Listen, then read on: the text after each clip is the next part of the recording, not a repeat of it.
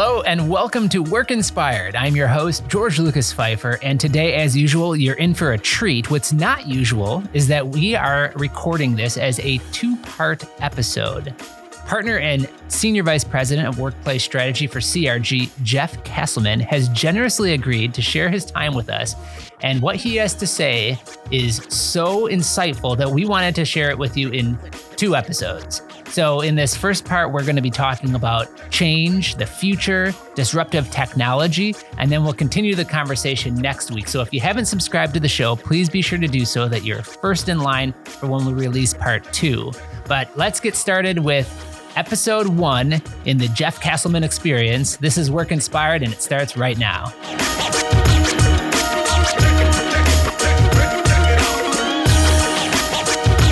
Geoff, thank you so much for being here. I've been looking forward to this conversation for a long time. Well, since we had our planning call, what you know and what you are passionate about, I am so interested in, and I think a lot of us are. So very excited to pick your brain today and to learn a little bit more about what the future looks like. Outstanding. Thank you for having me. So let's set the stage by just getting a little bit of a background on who you are and how you got to where you're at now.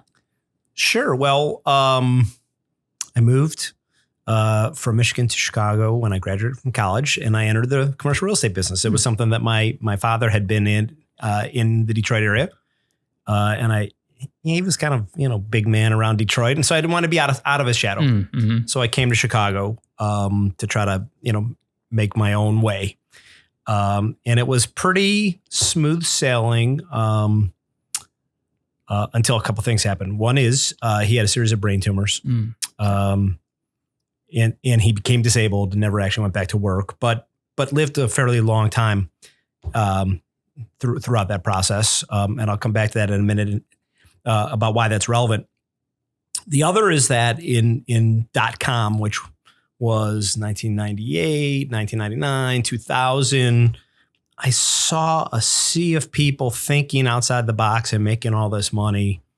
And I like to think of myself as an ROI guy, right? And so I thought, well, if they can make money like that, maybe I can too. But real estate's such a limited field of vision kind of an industry. At least it was at that point in time, and largely still is. I wrote this business plan in 2000 at the tail end of .com, but I was too late, and I put it on the shelf. Because of economic conditions and stage in life and those kinds of things. And then in 2004, I went on this trip, which was a pivotal moment or an inflection point in my career, and then came back and went, my God, now is the time to take that business plan off the shelf and make it happen.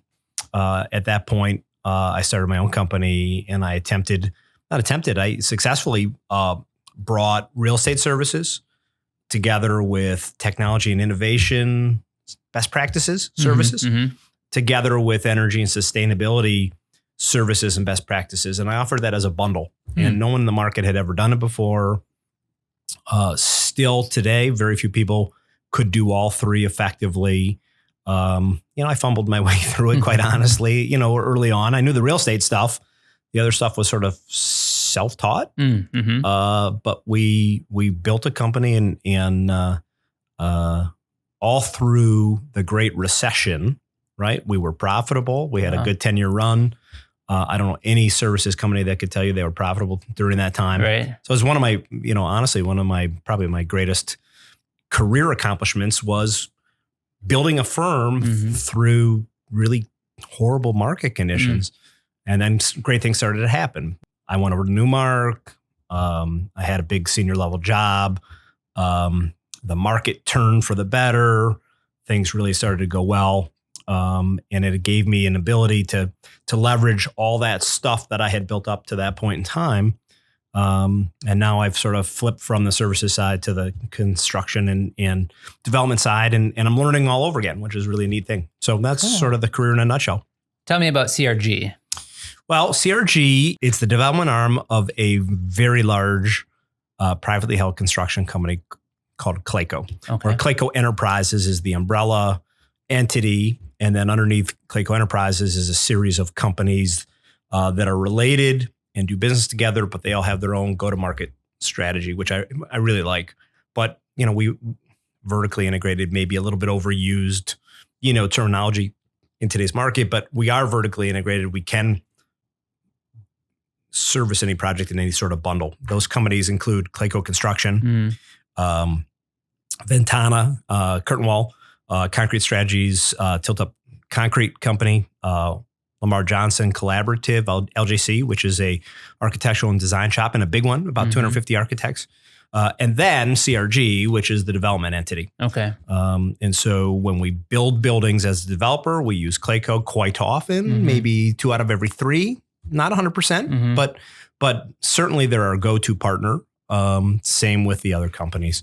We all use each other or partner with each other whenever we can. So it's Clayco Enterprise is on track to do $4.6 billion this year. So, not the biggest company in the world, but big. Big, yeah. And so your role is to help on a kind of a consultation basis when you're planning these buildings, when you're constructing a building, you're looking out into the future. How will this building be relevant for decades? And that's kind of where your expertise comes in. Exactly right. I'm the resident future proofer. Yeah. Right. But more importantly than that, we have several key stakeholders. The end occupant of the building is a key stakeholder, right? Whether that's Amazon for an e-commerce warehouse, whether it's families like ours or people like us in a multifamily sort of a setting, whether it's an office user in an office building, right? It could be a AWS or Microsoft for a big data center, right? Any of those things are things we might develop or build. So the end user is a key stakeholder. The other key stakeholder, besides our own companies, of course, is our capital partners. And we have a fiduciary obligation, right, to be stewards of their capital, of their investment, and to return to them the best return on investment, return on capital that we possibly can, because they have opportunity costs. They could give the money to us and invest in our projects, or the field is crowded with capable, successful competitors, and they could allocate their capital elsewhere, right? And so to outperform that crowded field and to return on a comparable or better than comparable level, we have to look, at least in my mind, a little bit into the future and make sure that when we construct a building, it's going to serve the occupants' long-term needs, and it's going to serve the capital partners' best interest in terms of return on investment. And the way to do that is to not build the best buildings of yesterday, which are easier to build. There's more data, right? The formula is easier. It's easier to get approved in cities and through what we call the entitlements process. But rather to go out and look 10 or 20 years down the road and understand how the user is going to use the building, how long the ultimate owner is going to own the building, because we're more merchant developers. We're going to build it, stabilize it, meaning lease it, get it occupied, get it cash flowing, and then we're going to take that to the market and sell that to somebody who's going to hold it long term. Sure. So for those reasons, we think we can outperform the field by future-proofing to some extent and delivering a building that will hold its value longer for the user and longer for the investor. Makes sense to have the ROI guy there at the table, right? I'd like to think so. Yeah. Well, let's take a step back to 2004. I want to hear a little bit more about the smart building research trip you went on and why that was a pivotal point for you. Well, to me, that's easy. I was very, very, very lucky, almost like winning the lottery. And I mean that. I was spending a lot of time, as I said, self-educating at a place called Realcomm. And Realcomm, even today, is a conference series and all the things that sort of shoot off of a conference series, right? Magazine and website, whatever. It's a really neat crowd of folks who play at the intersection of real estate and technology. Okay. So that's how they build themselves, real estate and technology. So since I wanted to play at that intersection, I figured I better hang out with that crowd and learn. And I did for several years, excuse me, and became friendly with the proprietor and the CEO of Realcomm. And as we got to talking, he always felt like I was a little bit different than the other real estate brokers in the community. Sure. Because I was able to fly at 50,000 feet with them and land on the ground and execute. And that's an unusual combination. Right. Yeah. And so he planned this amazing trip with an amazing but very small group of real estate executives. And he turned to me and said, "Hey, you should come with us." I'm like, "What?" I'd never done anything like that before, right? Go to China in 2004? Like, do people do that? Like, how do you do that? So I got invited to be one of six guys, including this guy, Jim Young. And we went to, and they researched it. His staff, like 12 people, researched this for 3/4 of a year, for almost 8 or 9 months, and put together a curated agenda with meetings with top executives. Like, I don't really know quite how they did it, but we went to, if I remember right, 5 countries, 8 cities, 38 different commercial real estate developments. Wow. With a meeting and a tour of each in 12 days. I mean, we absolutely blitzed Asia. And I'm talking Malaysia, Singapore, South Korea, Hong Kong, China. Is that 5? I think that's 5, right? That's an impressive. I feel like maybe I'm That's missing an something. impressive amount of geography to cover, let alone. It was rigorous, and yet I learned I could live on 3 hours sleep and be just as effective. Right. Seriously, as a result of that trip, I actually sleep less. Really? Than I use, right? It's not 8 or 10 hours for me. It's like 6. I feel like I'm missing out on an opportunity to do more stuff. So that trip sort of helped me understand how to do things differently. Another thing was we would see stuff and then we would go to the airport and Jim and a couple of other guys would like whip out their laptops. Now I was thinking I was going to be the smart guy. I didn't bring my laptop because I knew I wanted to travel light, right? They're whipping out their laptops and putting together PowerPoints, pulling in things that we saw that very day to present the very next morning at the next stop. So we did a lot of presenting. People did a lot of presenting to us. And there's me with no laptop. So I learned all kinds of stuff. But most importantly, what I really learned is that what we're doing in the United States, or what we were doing in the United States in 2004, that period of time was way behind what we saw over there in terms of infrastructure, in terms of things like what I would refer to as digital entitlement. And I'll explain that a little bit if I could. We didn't see smart buildings. That's what we went to see. Because our ultimate goal, right, as capitalists, was to come back to the United States and build the world's smartest commercial building. Sure. That's what we really wanted to do.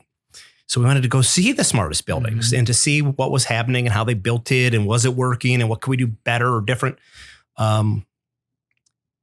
What we found was not smart buildings. We found smart cities. Wow. They were building entire 1 million person cities on a foundation of smart infrastructure with a vision for 50 or 100 years.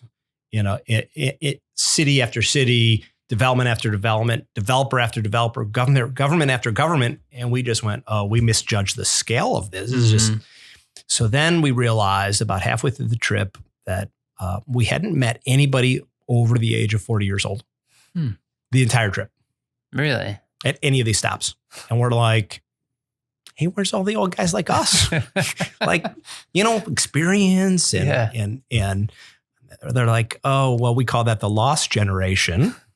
We're like, what does that mean? Well, we retired them early because they weren't digitally entitled or digitally aligned. They weren't on with the program. You know, like, explain that to us. Well, what we want here are decision makers that understand the digital nature of every facet of developing a building or a city, and how to deliver that to tomorrow's generation who's going to use it, who's growing up digitally inclined, right? All they've ever known is the internet. And so we had to take that analog generation and move them gently to the side and replace them with, you know, 26 and 28-year-olds who studied engineering at Harvard or MIT or University of Illinois or wherever, and then went back to China or back to Malaysia or back to Singapore to take those positions. And then we went, okay, well, how are you educating your kids? Like, let's talk about the next generation. Can we change our itinerary? Can we see some schools tomorrow? We actually went to some schools. And what we saw was absolutely mind-blowing in terms of how, so keystroking, right, is really the first thing you have to learn to be able to use a digital device, a computer, an iPad, right, whatever. Right.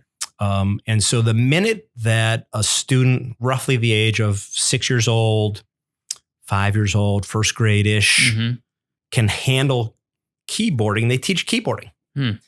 And then they have the kids self-program a website. Wow. And that website stays with the kids for the rest of their life. So each year it gets enhanced and enhanced and enhanced and enhanced. So imagine if you're 18 years old or 20 years old and you've been working on your website, your personal website now for 15 years with all kinds of new digital tools and capabilities, how crazy good it could be, right? Yeah.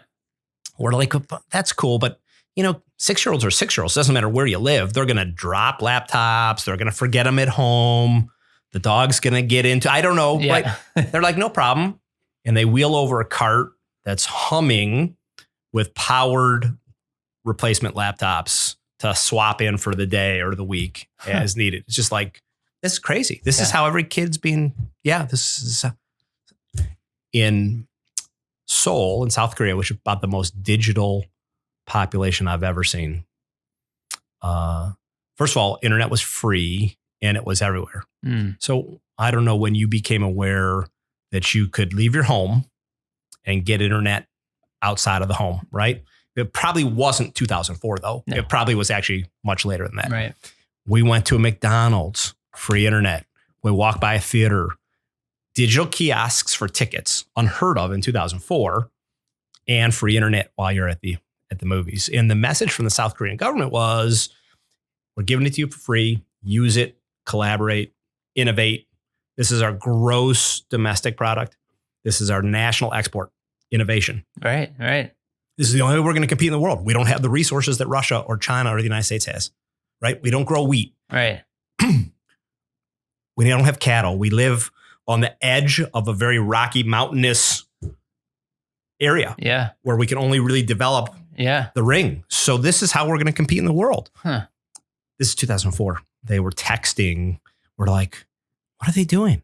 Well, they're texting each other. And we're like, well, that's dumb. Why wouldn't they just call each other, right? And now all we do is text. We saw live streaming of a soccer match. We saw this is 2004. We saw the future. We saw the future. Yeah. And it's really just coming here now, even though the capability has been here for years. It was that kind of a trip. Yeah.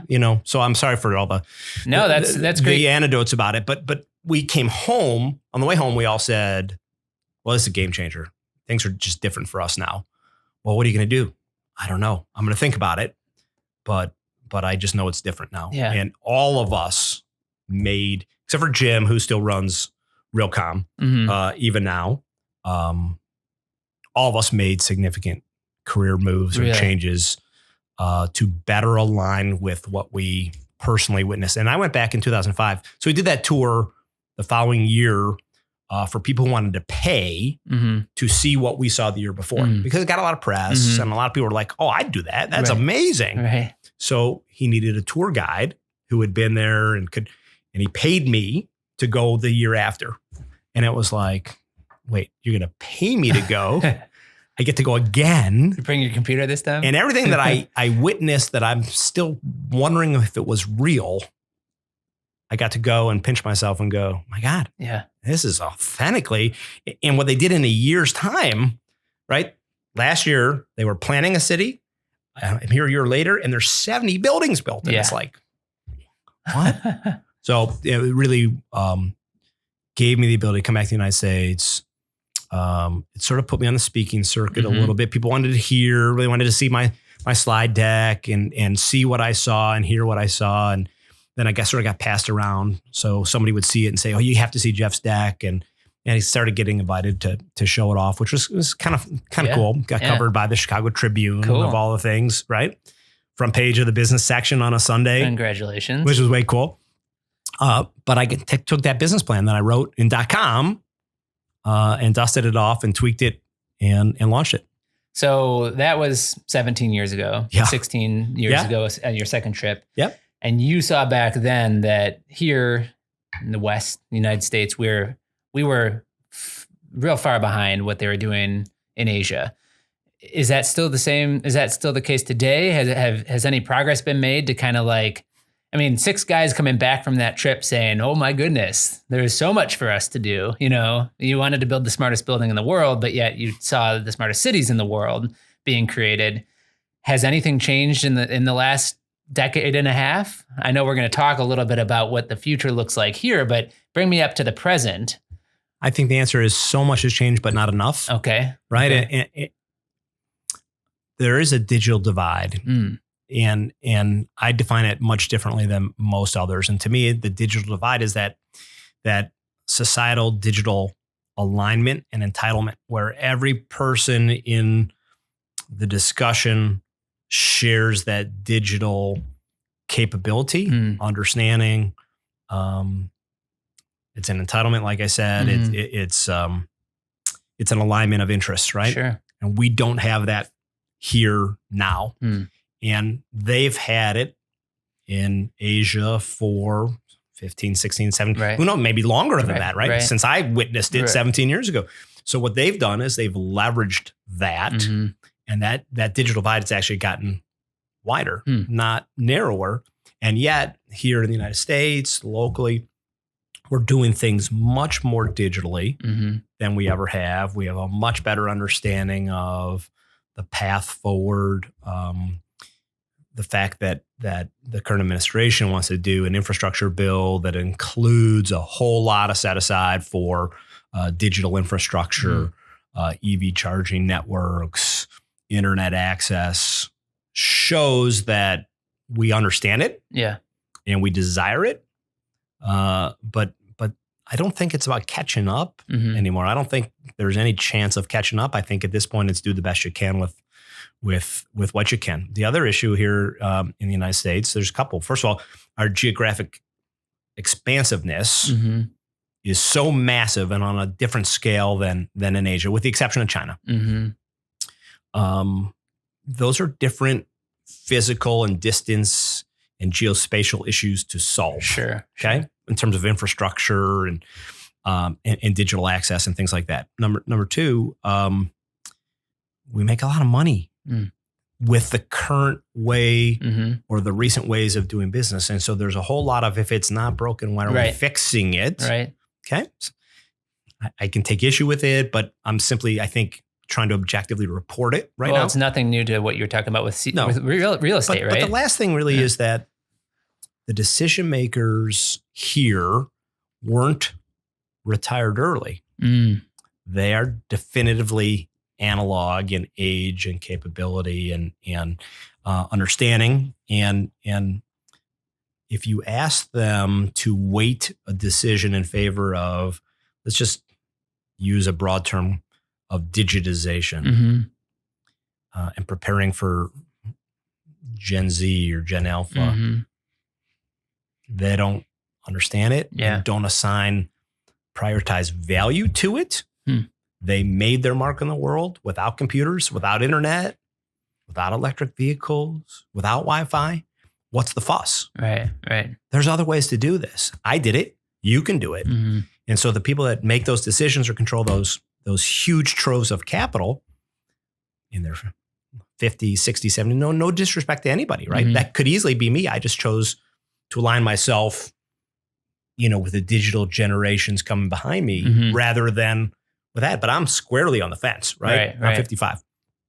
So from that age older, until that group of folks moves on and are replaced by digitally enabled, entitled folks, we're not going to advance as quick or as much as what we witnessed in 2004, 2005. And they will continue to leverage their lead. And that again, is that digital divide. So are we doing what's changed? A lot, and yet not enough. Well, let's talk Does that make sense? Yeah, it does. It does.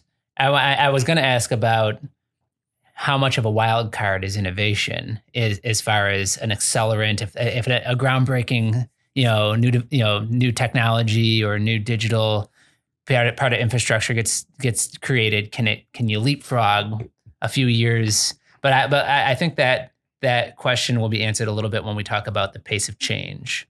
So when we were on our planning call, you talked about the exponential curve of some of these innovations in technology. Explain that a little bit. Sure. And why it might take longer to ramp up, but then once it starts going.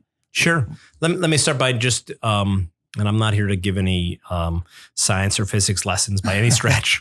A couple of my not so favorite subjects in school, but let's talk about Moore's law just for a second, because in 1965, Gordon Moore said, hey, computing power seems to be doubling every 18 to 24 months. And the flip side of that is price performance is being cut by half, right?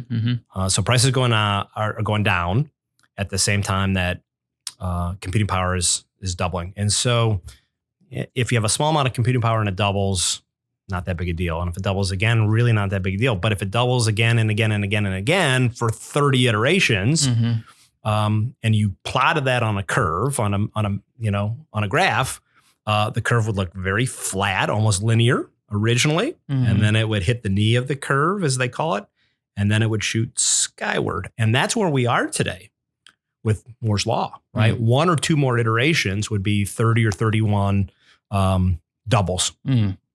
That's exponential by every mathematical definition. If you take 30 linear steps, right? You go 30 meters, a meter per step. If you do 30 exponential steps, you have 1 billion meters. And at first I was like, well, that's not right. And then I went and had to do the math just to prove. Turns out it's right, right? So, but what is that curve, Geoff? So is the curve computing? Is it technology? Because when I was thinking about calculations per second typically is what's being plotted. Okay, right? so that's what it is. So at all innovation, and there's a lot of things on this list of disruptive tech.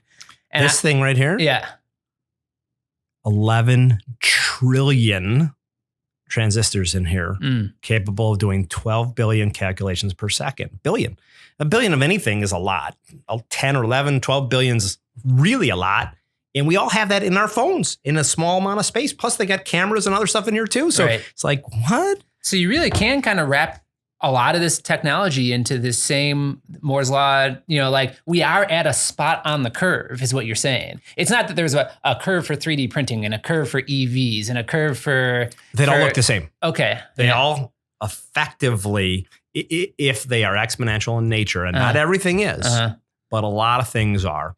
And if you plotted them all out and you took calculations per second, as it pertains to mobility, as it pertains to in any of those topics, they're going to look Internet of Things. Okay. So your question was about pace of change. Well, the pace of change, really, the technological pace of change follows that Moore's law curve, right? That's according to the laws of physics as we know them and understand them.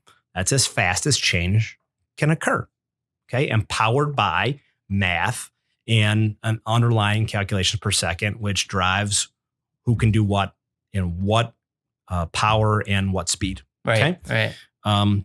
But the world doesn't necessarily change at that rate of change. Right. Right. So I use a graph when I speak, and it's one of my favorite slides where it shows that exponential curve showing the pace of technological change, and then it shows social change, okay, which is the willingness and the ability to adapt to the change. And that is clearly a slower, softer curve, right? And then business change, slower still, right? There's an ROI dynamic. Should I buy a company or should I invest in technology and roll it out and scale it across my enterprise and train everybody on it and hope that there isn't a leapfrog technology before I hit my ROI on that investment, right? And then there's political change, right? And we're witnessing this right now. this divisiveness, this lack of bipartisanship, where for 4 years people try to advance the ball, then it flips to the other side. They try to advance the ball, and 8 years from now we've gone nowhere. Right? That's political change. And so if you look at each of those curves, they are not the same. Right? Is that one of the reasons why you think some of the Asian countries might have a leg up on it's the political nature of, Totally. Well, in Korea, we saw them clear out 75,000 peasants in a village because it was prime land just outside of Seoul to build a new city. And that was the only site that they could imagine building that city on. And in 120 days, I don't even think it was 6 months. It was about 120 days. They told everybody, hey, we're going to move you somewhere else. Sorry. Jeez. And there was, could you even imagine that happening in the United States? Never, ever, ever, ever happen. Never. So the way things are being done are not the way we would be doing it in the United States. And that clearly is going to be part of the issue. Right. Well, let's talk. So when you're looking at a new building, for example, or I love the fact that you look at cities, you look at Chicago, right? And you try to imagine a future for Chicago. Today, what are you looking at? Are you looking at 2025? I've seen on your slide here, 2031. Like, how far out are we talking about? You're talking about this exponential curve where it's just going to double and double, 2 more doublings, and we're in this unfathomable, like technology utopia. It sounds like, with clearly a number of different hindrances that we have to overcome, or obstacles. Yeah. But like, where are you projecting to? Like, if you sat down today with somebody, would you say, let's talk about a decade from now? Let's talk about 20 years from now? All of the above? What makes the most sense for us if we're going to make some actionable change in something like the city of Chicago? That's actually really intuitive question.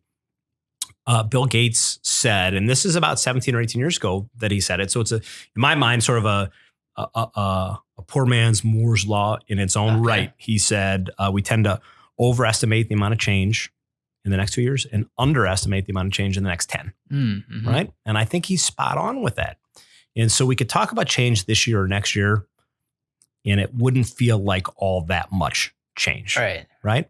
But we could talk about it in terms of 8 or 10 years, and everything we know will be reinvented, maybe twice, certainly once. And that's hard for people to fathom. It really depends on the audience, and it depends on what you're trying to solve for. And nobody could predict the future, or, there's one guy who can predict the future accurately, by the way.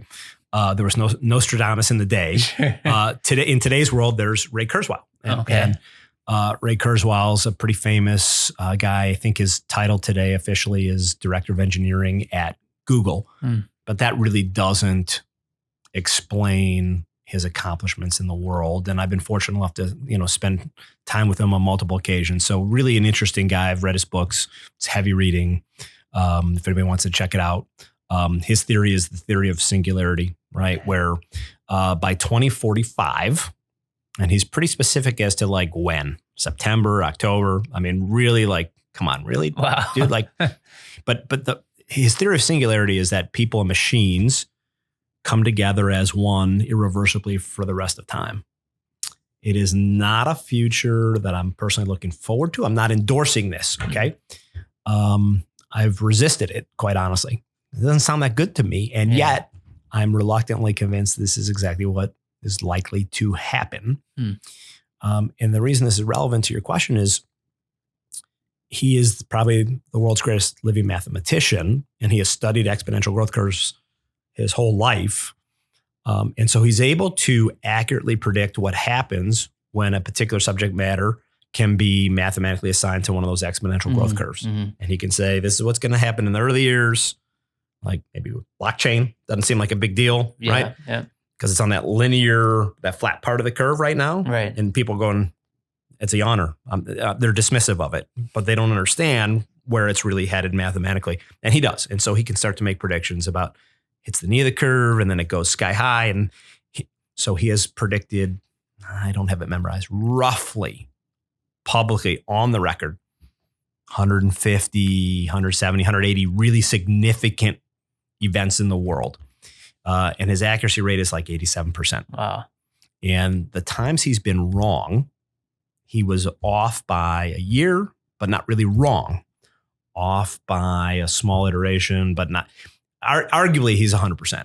Wow. He's spot on 87%. Well, I'm looking this up, but give me Google it. Give Okay? me the cliff notes. Are we talking about like a Terminator type future when we merge with machines, or is it like a little bit more hopeful than end of the world? No, it's in his view, it's much more hopeful than that. Okay, good. If you can swallow a microscopic robot, which is a machine, okay, the size of a pill, and it can go into your body and make you healthier, can extend your life, can rid you of something that's causing you problems, make you smarter, okay? And everyone else is doing it. Would you do it? I would do it. And that's the kind of future he's really talking about. I mean, it's similar to the question that says, if you could put a device in your home that you could ask questions to and that would assist you in things, but it was always listening and you had less privacy, would you do it? Right? We're learning as we go, aren't we? Doing it, yeah. We're learning as we go. Exactly. It's the wild digital west, right? Isn't it? It is. Yeah. Privacy's been dead since the iPhone, right? When did that come out? 2001? Yeah. Right? Probably was dead before that, but it's really, really dead now. We bring it into our bedroom, right? We don't have, I don't know about you. I don't have a landline anymore. This is my only phone. So I bring it with me into my bedroom. I put it on my nightstand just in case I need a phone in the middle of the night or whatever. Always on, always listening. GPS knows precisely where I am. I've invited lack of privacy into my very own bedroom when you think about it. And most of us are doing it just like that. Okay. What privacy is there? Really? That's the ultimate violation of privacy. And yet we're do it willingly, right? And mass, right? So, and that could be an episode on its own. The issue with cybersecurity. I mean, it's okay. It's one thing when it's just giving up your privacy to advertisers and companies, and we'll talk about data in a minute. But it's another thing when someone's trying to attack you with that privacy. You know, so I think that's seriously one of the concerns that is going to easily one of the top issues of the decade. Yep. Not of the year, of the decade. For sure. Well, what we're going to do, I want to talk about what we can do, what your vision is, what can a company or business leader do right now? I do want to touch on some of these cool innovations, but maybe that will be a second episode because this is fascinating stuff. Let's talk a little bit about the future and how we get to that future as it relates to what can we do today. If I'm a business leader, if I'm thinking about a new space, maybe a new building, if I'm a company moving into a building, what am I looking for? What kind of actions can I take in 2021 that will set me up for success in 2031? Another really great question. I think there's three components of that. The first is self-education, right? If we aren't willing to take a moment to understand and learn on some level about this massive wave of change that's already upon us and is about to go mainstream and then converge together. That's really what the big deal is. Right. And that's sort of back to your previous question. What's the timeline on that? Yeah. Roughly 10 years, right? Could be 5, could be 15, but let's just call it in the middle and say it's 10 years from now. All these different things have converged, become the normal way of doing things, mainstream, right? Past the tipping point. And when everything's different, right? If you're not self-educating today on that eventuality, listen, I think the world really passes you by pretty quickly. You can play offense and get ahead of it, help shape it. Maybe that's what I'm trying to do. I'm not sure, right? But together we're doing that just by talking about it. Right. Or you can play defense. You can wait till best practices emerge and jump on what's a little safer and study for a little while. But those are your only two options, right? Sitting on the sidelines and saying, this is not for me, not an option. Yeah. Okay. So that's number one. Number two is, I think that we're working with compressed time, meaning, there's the analog clock time, 1 second, 1 minute, 1 day, 1 week, 1 month, 1 year, right? Time marches on. And yet, things are changing so fast. We're really not racing the analog clock. We're racing the internet clock, right? It's compressed time, and nobody can do it all organically, right? And so partnerships that were previously unthinkable or not previously considered has to be done, or you're not going to ever come close to being in sync with that internet clock, right? So public-private, fierce competitors coming together, any number of scenarios. The business earth is scattered with examples already. Okay. But shocking partnerships will emerge more quickly because of that concept. And then the last is because we have to adapt at a higher rate of speed and at a scale the size of a city. Right? So you can try to grow your expertise organically. Or you can acquire it through partnership. Okay. Makes sense. Amazon being the driver of the bus there, but there's lots of others, right? The last is coding, right? How many of us really know how to code, in particular Python? And the reason I say Python is that AI, artificial intelligence, is in that linear part of the curve where people are misjudging what it really is and what it really means, okay? But it's 100% for certain headed towards that exponential skyward turn, okay? And in much less time than most people realize, because more resources and more focus is being placed there because of the potential ability to harness it or benefit. And it's largely been said over and over by a lot of smart people, he who controls AI controls the world, okay? China arguably is much more advanced in AI than the United States is right now. And again, are they leveraging that? Can we catch up? Open for debate. Okay. I don't want to, cast doubt on it or pass judgment on it. But I think most experts would objectively tell you what I just said as well. Okay. AI is written in Python. Okay. So if you don't know how to code in Python, you'll never fully understand, appreciate, or be able to harness the power of AI unless you partner with or hire a coder. But if you hire a coder and they become one of your most trusted assets, how do you know what they're coding if you can't read their code? Are they opening a Trojan horse back door for their Russian cousins? I shouldn't say that. Who knows, right? Did they do exactly what you wanted it to do? Did they do something nefarious? Even though they seem like really nice people and they passed the background check, like, how do you really know? And so coding actually sort of becomes the third leg of the stool in my mind, or that's how you get there. Makes a lot of sense. It's interesting though, and some of these innovations, whether it's quantum computing or AI or just the concept of internet for all, like 3D printing we talked about, that can you pick one and focus in on it and be like, I'm going to be an expert on this one? Or if you're a leader, like you just mentioned, hiring a Python coder, do you have to be a little bit of a generalist and say, hey, I'm going to learn a little bit about each of these things? I think as we get things forced on us, like we talked about, smart, AI in our homes, right? Where some of it's just going to come naturally as it integrates into our consumer products and into our businesses. But how important is it to say, I do need to know a little bit about each of these major innovations if I'm going to truly set myself up for a prosperous future? Or can you say, hey, I'm really passionate about this one? Do they interrelate a lot, or can they? People ask me that question a lot. Like, where do I start? Right. This is overwhelming. Yeah, it is. Right. And I do say, pick one thing that you're passionate about. Okay. And really go deep with that one thing. Yeah. If and when you master it and you want to complement it with one more thing, or if by accomplishing one, it opens the door to another, which is typically what happens. Yeah. But start in bite-sized chunks that you are comfortable with. That's digestible. Right? Yeah. And see where it takes you. But it also future-proofs you to your employer, to your family, to yourself, personally, professionally, right? If you are the AI expert in your community, there's going to be a place for you. Sure. If you are the EV expert or the autonomous vehicle or mobility expert, there's going to be a place for you, right? If you're the drone or the air rights expert, there's gonna be a place for you. Okay. So just pick one and see where it takes you. Right. If you had to That's what pick, I would say. If you had to pick one, what would it be?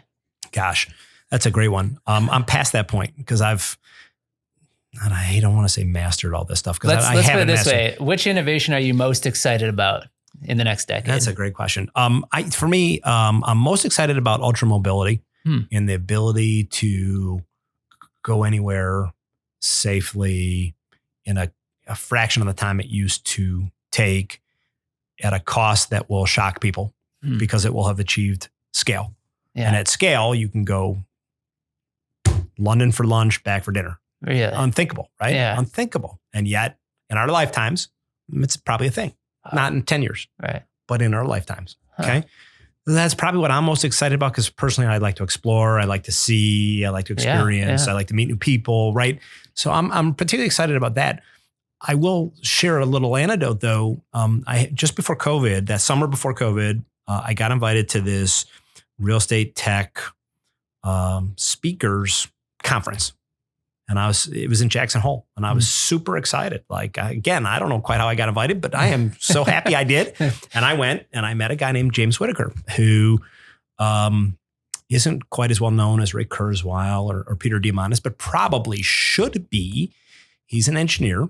Okay. And he invented something called, what's a Microsoft Explorer. Okay. Mm-hmm. He designed the modern browser. Okay. He and his team, at which point Google recruited him to leave Microsoft and build a leapfrog product at Google called Chrome.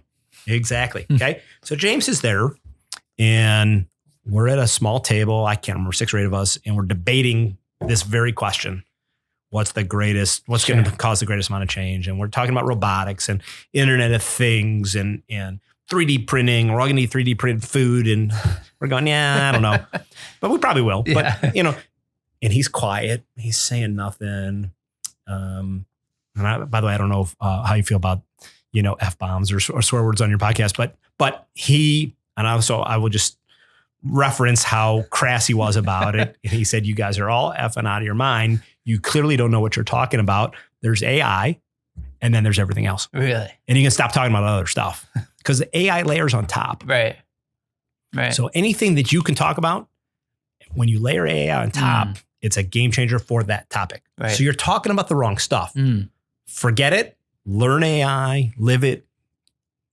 Because you multiply your capability when you leverage it. Exactly. Right. It's that exponential curve again. Yeah. Right. And by the way, Moore's law probably peters out. It becomes subatomic. Right. Yeah. Like, at what point does a transistor become smaller than a speck of dust or smaller? Because it's already that small. Right. How many more of those can you pack in before the science breaks down? It has to. Right. It has to. You can't go to reverse size, right? Like at some point it peters out. Yeah. So there's been a lot of thought and discussion about, well, okay, what's the paradigm shift after that? Because there's certainly one coming. Most people will tell you it's quantum computing. Okay. And so if you take an AI enabled network and you supercharge it with quantum caliber computing and you connect it to a bunch of other quantum caliber computing networks, most of the folks who are in the know are saying anything that was previously considered unsolvable by mankind is now solvable in days, weeks, months, or years, as opposed to never. Wow. And that's right. Yeah. And at some point in 10 years, we're all going to have access to that quantum caliber computing right here in whatever interface we're using at the time. Is it a phone? Is it a ring? Is it a contact lens? We could argue about all those different things, right? Yep. Right. But why carry this bulky, heavy phone if I could just have it on a contact lens? So there's some arguments to be had there. I don't really know what's going to prevail in that regard. But I promise you AI is in a class by itself. It's up there with fire, water, electricity, the wheel. Yeah. Right? You want to talk about the greatest inventions of all time. And it just jumped right into the top 10 list like that and may have a higher trajectory than that. We'll see. And it's coming quickly. And it's coming more quickly because eat, work, sleep, play. It is working 24/7, 365 without emotion, without impairment. Mm-hmm. It just goes and goes and goes. Fascinating. And goes. You know what it requires though is energy. And so let's take a break. And this is fascinating, by the way. Let's take a break, and then when we come back, we'll talk a little bit about energy and a little bit about some of these things that AI will enable here in the near future. Sounds great. I hope you enjoyed this conversation as much as I did. Talking about the future and all the opportunity ahead is just fascinating and certainly fitting for the title of this podcast, Work Inspired. If you haven't subscribed to us, please be sure to do so, because we're going to be launching part 2 of this conversation next week. Thanks for listening and watching. Have a great day. Thanks for listening. If you enjoyed this conversation, please take a moment to rate our show. If you haven't already, be sure to subscribe to the Work Inspired podcast so that you don't miss any of the incredible guests we have planned for upcoming episodes. We'll continue to find the best and brightest minds in business so that you can learn, grow, and succeed, and so that we can all work inspired.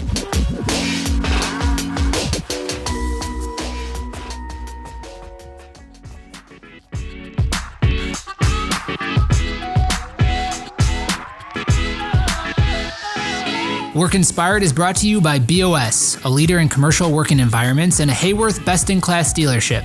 Experience our 360 approach and discover the team, tools, and techniques required to navigate the complexity of your next workspace at BOS.com. If you have ideas, feedback, or would like to be featured on our show, please email podcast@BOS.com. Thank you for listening. This has been a Workspace digital production. If you're interested in launching a podcast at your organization, please email info@workspace.digital for a free consultation.